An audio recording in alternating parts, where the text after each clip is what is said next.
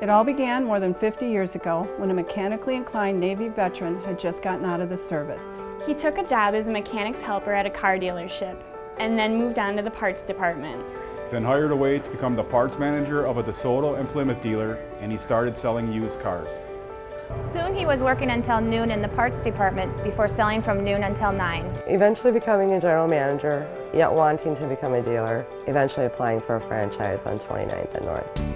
And on March 1st, 1964, I opened up a Plymouth dealership.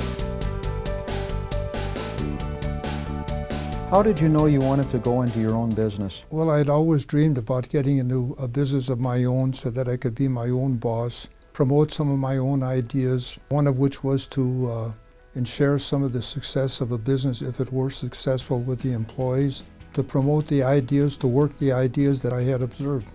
How did you know you could be successful running your own business? I didn't have any doubts about going into the automobile business because when I got out of the service, I went to work as a mechanic's helper in the service department, so I had a good feel for that. I then went into a parts department. I managed the parts department for another dealer. I sold used cars nights and new cars. And so when I had the opportunity to go into business, there was no doubt in my mind that I didn't know the business from one end to the other. Why did you come up with the philosophy of completing one new project every year? Well, I always thought ahead, and I still do.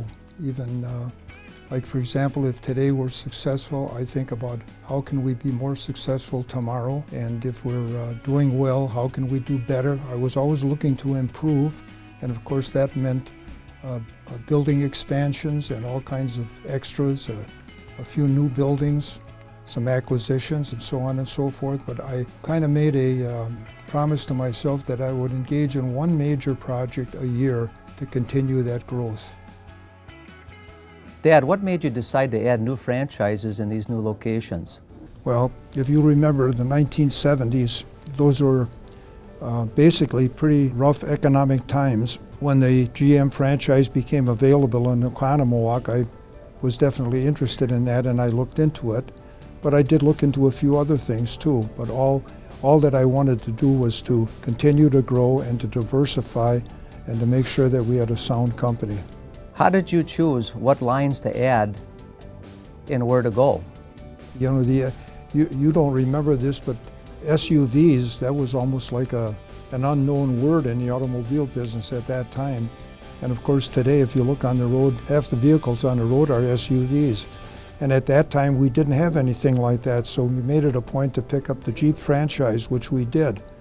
And that helped enormously. And of course, as time went on, we added a couple of Kia stores, and it was all a program of diversification and growing larger because our workforce was growing larger, and we had the opportunities. Why was it important to go to Oconomowoc? Well, I was familiar with Oconomowoc because I had a place on Okauchee Lake at the time, and Oconomowoc always had a very, very, very stable economy. And when I heard that the dealer was in economic problems or trouble out there, I went to talk to him. And when I walked in the showroom for the first time, I knew I was going to buy that store. The location was very attractive, and the diversification of going into a General Motors situation at that time was very enticing. Shortly after going into business, you decided to get involved in leasing. What was your motivation behind that? Well, leasing and rental is part of the automobile business as far as I'm concerned. You know, we sell new cars, used cars, we service cars, we sell parts, we have a body shop. So there was no reason in the world why we shouldn't get involved in daily rental and long-term leasing. What was your vision with rental and leasing? Well, there were a lot of little rental companies around the city at that time, and I don't believe anybody was really concentrating on daily rental. I envisioned the fact that we could get a rental company going along with a long-term leasing company and promote it. And of course, in the end, we became the largest independent rental company in the state. And we are leasing cars in, I believe, 40 or 41 states at the present time. Dad, employee loyalty has always been an important part of our company philosophy. How did that evolve? Loyalty is a very important ingredient in our entire staff, and I can't tell you how I have appreciated some of the people that have stayed with us as long as they have. We have a lot of people that have been here 5 years, 10 years. I think our oldest employee is like 31 years. And our success, of course, is due in fact to those people who have dedicated themselves, and it's easy to work with people when you know that the loyalty factor is there. And I really appreciate that. And in this world today, I don't know if a lot of employers really understand how important that is. I personally think it's one of the greatest assets that we have in our business. How has the loyalty factor changed from the way you first envisioned it? Well, I don't really think that it's changed a whole lot. I think the basics have always been there. That's what's in people, period. But we provided, I think our company has provided a sound business establishment for people who, and they appreciate that. They love organization, they love stability, and they love the way we do business, and we believe in the golden rule, and I've lived by that from day one, and I just feel that that rubs off on people, and that loyalty is just an automatic situation. That's why we have the amount of people that we have with us who have been with us as long as they have been. The first thing you notice as an Ewald employee is the importance of family. And it's not just about the immediate Ewald family. We feel as though we're part of an overall Ewald family. I've worked for the Ewalds for 30 years. Never missed a paycheck. Put 2 kids through college. Have a nice retirement egg nest. And that's what I call family. Dad, how did you know you wanted to get into the car business? I can remember as a young kid, I was 12, 13 years old. I used to ride the city bus on a Saturday morning, and I would take it down to the car dealership, and he basically assigned odd jobs to me. I'd get my odd jobs done, and I couldn't wait to get up into the showroom and watch the people buying the cars, and I just was enamored by what took place. And again, early on, it was something that really interested me. Was it something that you planned on getting into the business, or was it expected of you? It was never expected of me. As a matter of fact, Grandpa never even talked to me about it or nudged me or encouraged me.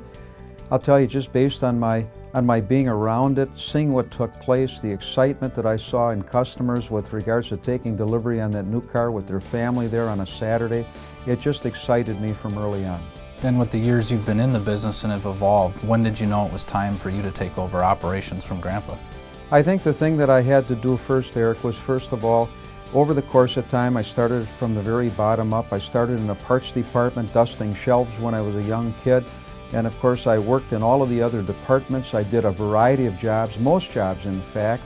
And I felt as though that if I had done some of the jobs that I one day would have to supervise people doing, and I had a good understanding and a sense of appreciation for what it took them to get the job done, then I would be ready. And then, of course, I evolved into operations management. Dad, you've been working in this business for over 30 years. What would you say is the thing that you're the most proud of? You know, we've been in business for 50 years, and in that period of time, we have amassed an owner base of 250,000. That's 250,000 customers that have come to do business with us by choice. And I'm very proud of that, as are my partners, as to what we've accomplished in these years that we've been doing this. Second of all, what am I proud of? I'm very proud of the employees that we have working for our company. The experience that our employees are providing to our customers are actually exceeding their expectations, and that's the reason why we've got the volume and why we've got the production that we do right now. And I'm very, very proud of that.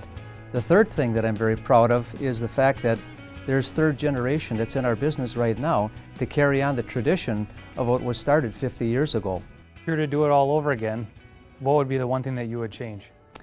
If I would do it all over again, I can tell you right now our company has got the best group of employees that we've ever had in the history of the company. And we're very, very happy to have that, and we're very, very proud of what we've accomplished. But if there's anything that I could change, or if I could get a mulligan, is I would surround myself with the best people that I could possibly get to take and spread the load of what needs to be done every day to take care of those customers and to build our business and have it continue to grow. That's what I would do. Dan, what led you to join the rental and leasing part of the business? At the time, Eric, I was out of college about 10 months and always up for a challenge, never afraid of hard work and the long hours that it took. And the opportunity presented itself to take over our commercial leasing division, and I could see that there was a tremendous amount of opportunity with it. As far as in the rental side of it, that complemented that business immensely because there was a lot of synergy between the short-term rental and the long-term leasing. And it was a brand new venture. We did no customer base, no revenue coming in, and it was all upside from there. So I looked at it as quite a challenge, and it's worked out well. And with that success, where do you see the vision of both of those companies for the future? With Ewald Fleet Solutions, we've been able to expand our product offerings, not only with leasing, but also with maintenance management, fuel management, purchase and disposal services, as well as a whole array of other services that we provide. So it's not just leasing anymore, it's fleet management at its best. And the rental operation has expanded to 9 locations throughout the years, and we continue to find new niches that we take our business within, and that's exciting, and it's challenging, and it gives us opportunity to continue to provide opportunities for our people and grow the business. Being the youngest of the 4 brothers, what perspective have you gained growing up in the business? I think being in the car business, it's really all about being in the people business. And the thing that I've been blessed with is having the opportunity to work with my 3 brothers and my father. I've been able to compare their different management styles, and I've been able to use with my own management style what works best to apply to any situation to take care of a customer, take care of an employee, to be the best that I can be and deliver the best results. Looking into the future, what do you see down the road for the Ewald Automotive Group?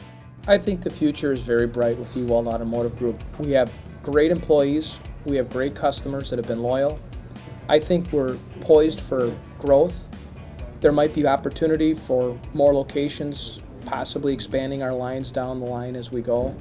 I think that as the car business has evolved, I think transportation will probably evolve and change how people use it, what they use it for. And I think that Ewald Automotive Group is prepared for when that opportunity comes to take our company to the next level. You have the opportunity to start anywhere and work your way up. It's not something just a company says, it's what the Ewalds do. And it's one of the few places where you can actually see the future. If you want a career that's not just a job, this is the place to be. My grandson's attributes have landed them in their present positions. They're forward-thinking and they've demonstrated consistency with their decision-making. They have been instructed to walk through the store every day when they come to work because we want every employee to know how important they are to us. Eric, how do you see yourself providing the needed leadership and the direction that's necessary in the future? Well, I try to lead by example, and I've had some good role models to learn from in the business. And making sure good communication with employees and family members is very important in our business, as well as our customers and taking good care of them. But from a leadership standpoint, I think by leading example and being able to work pretty much most of the jobs within the dealership as I've grown up in the business, I think it provides a good insight because I've got a pretty good understanding and a good relationship with our employees and the people I work with every day, because I not only understand what job has to get done, but I've also understood because most of the chances I've done that job in the dealership. Have you thought about including advice from people within our group, the family group, as well as people on the outside, like for example 20 groups and things of that nature? Yeah, absolutely. I mean, I lean on our executive team quite a bit for advice on a daily basis, as well as employees, but also on the outside from a 20 group consulting. I've been involved there in some other professional organizations. Let alone, I've had a chance to speak with many of our customers that are successful business owners that have given me encouragement and guidance and outside opinions from time to time. And of course you have to include employees and get their opinions about certain things because they're the ones that are on the firing line and see it happening every day. Sometimes their viewpoints are just invaluable. I agree. Sometimes the simplest idea from one of our coworkers gives us the best results. Right. So you have to consider that day to day, every day. Brett, you know that our business has highs and lows.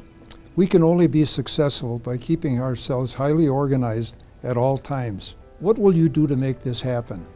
Well, I have to be the boss. I have to hold the people accountable, and with doing that, I have to make sure I have the right people in place. I have the right marketing in place to make sure people are coming to our showroom floor, the right inventory, and most importantly, a good process that everybody knows how to follow. You know, even when things are going well, how will you challenge yourself to be even better? In my opinion, when you talk about being a leader, you know, you must be firm but fair, and you must make sure that the people that are working for you are doing their job and that you're not doing it for them. I know I have to concentrate on being better. I need to be firm, but I also need to be fair. And with doing this, I'm going to make our people better over a period of time by working with them on a continuous basis, day to day. I also need to do continuous training, because without training, you can't further develop yourself. And most importantly, I like to be more involved with the community as well. Jay, as you are aware, there are no shortcuts in business today. You know, you have to take the time to do things right the first time. This sets the example. How will you motivate your people in the future to be the best? Well, I think there's a couple things that you definitely have to do with your people. And one is you have to coach them. You can't per se manage them. I think coaching is much more effective. You have to set goals with your people, and you have to make sure that they follow through with their goals. And I'll tell you, you have to inspect what you expect and hold people accountable. Because I'll tell you, if you don't hold people accountable and they fail, you've really failed them because you haven't coached them properly and made sure that they get done what they need to get done on a day-to-day basis. We have so many resources at our disposal in our company with our experience and our tenure that no question should really be unanswered because everyone has pretty much been in a situation where they can get that answered. The only thing I could add to that is when you set your goals for these individuals, put a time frame on it so that somebody's got the goal plus the timing. You know, sometimes it's hard to believe that it's been 50 years, but with the leadership and the dedicated employees that we have today, we're definitely on the right track for the next 50 years.